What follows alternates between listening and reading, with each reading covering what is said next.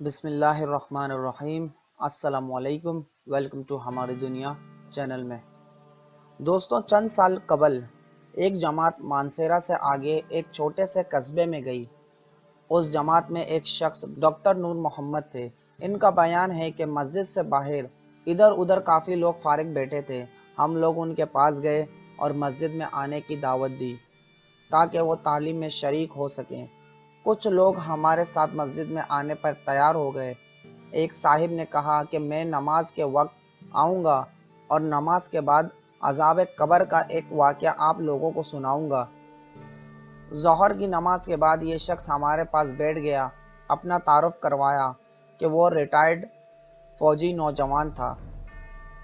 دوستوں، ایک فوجی بیان کرتا ہے کہ 1965 کی پاک و ہند جنگ میں ایک قبرستان میں اسلحے کا ایک عارضی ذخیرہ کیمپ بنایا گیا تھا اور کچھ نوجوانوں کے ساتھ اس فوجی کی ڈیوٹی تھی۔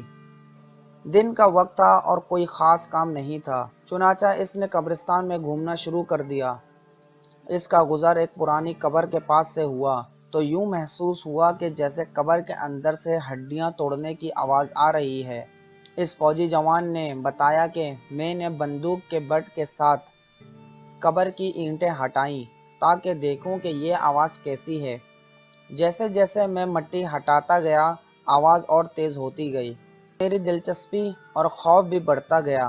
دن کا وقت تھا، روشنی خوب پھیلی ہوئی تھی۔ کیا دیکھتا ہوں کہ قبر کے اندر انسانی ہڈیوں کا ڈھانچہ پڑا ہوا ہے اور اس پر چوہے کی شکل کا ایک جانور بیٹھا ہوا ہے، اور جب وہ منہ اس ڈھانچے پر مارتا ہے تو سارا ڈھانچہ اکڑ جاتا ہے اور ہڈیوں کے ٹوٹنے اور چٹکنے کی آوازیں آتی ہیں۔ میرے سامنے اس جانور نے 3 مرتبہ اپنا منہ ہڈی پر مارا۔ مجھے بہت ترس آیا کہ یہ جانور اس کو بہت تکلیف پہنچا رہا ہے۔ چنانچہ جب رائفل سے میں نے اس جانور کو مارنے کا ارادہ کیا تو وہ مٹی میں چھپ گیا۔ تھوڑی دیر کے بعد وہ جانور قبر سے نکل کر میری طرف لپکا اور میرے اوپر ایسی دہشت سے سوار ہوا کہ میں اسے مارنا بھول کر اپنی جان بچانے کی خاطر بھاگ کھڑا ہوا۔ کافی دور جانے کے بعد میں نے مڑ کر دیکھا کہ وہ جانور میرے پیچھے تیزی سے بھاگا آ رہا ہے۔ قریب ہی پانی کا ایک گھڑا تھا۔ اس جانور سے بچنے کے لیے میں اس گڑھے میں داخل ہو گیا۔ میں نے پیچھے مڑ کر دیکھا کہ جانور گھڑے کے کنارے پر آ کر رک گیا اور کافی وقفے کے بعد اس نے اپنا منہ پانی میں ڈال دیا۔ یکدم پانی کھولنے لگا۔ میں بھاگ کر کھڈے سے نکلا۔ میری ٹانگیں جل رہی تھی، بہت جلد سرخ ہو چکی تھی اور آبلے جلے ہوئے پانی والے پھوڑے بھی پڑ چکے تھے۔ درد کی شدت سے میرا چلنا محال تھا۔ میں نے اپنے ساتھیوں کو آواز دی تو جب میں نے پیچھے مڑ کر دیکھا تو کچھ نہ تھا بلکہ وہ جانور غائب ہو چکا تھا۔ مجھے ایبٹ آباد کے ہاسپٹل میں داخل کروایا گیا اور پھر وہاں سے راولپنڈی کے بڑے فوجی ہاسپٹل میں منتقل کر دیا گیا۔ میری ٹانگوں کا گوشت گلنا شروع ہو گیا اور ہر وقت بدبودار پیپ اور خون رستا رہا۔ کسی علاج سے افاقہ نہیں ہوا۔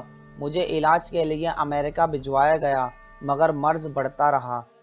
جوں جوں دوائی لگائی اور گوشت جاتا رہا، اس وقت دونوں ٹانگوں کی صرف ہڈیاں بچ گئی تھی۔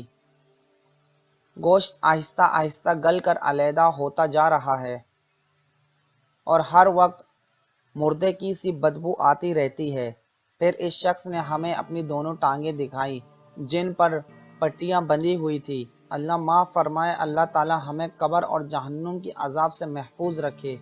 بے شک بعض دفعہ اللہ تعالیٰ لوگوں کی عبرت کے لیے دنیا میں ہی اپنے عذاب کا مشاہدہ کروا دیتا ہے، جیسا کہ اس واقعے میں آپ نے سنا۔ اللہ تعالیٰ ہمیں اعمال صالحہ میں لگنے کی توفیق عطا فرمائے، آمین یا رب العالمین۔ دوستوں، اللہ تعالیٰ مجھے بھی نیک عمل کرنے کی توفیق عطا فرمائے اور آپ کو بھی ویڈیو کو زیادہ سے زیادہ شیئر کریں تاکہ ہمارے وجہ سے کوئی نیک کاموں میں لگ جائے۔ اپنا بہت سارا خیال رکھیں، جب تک کے لیے اللہ نگہبان۔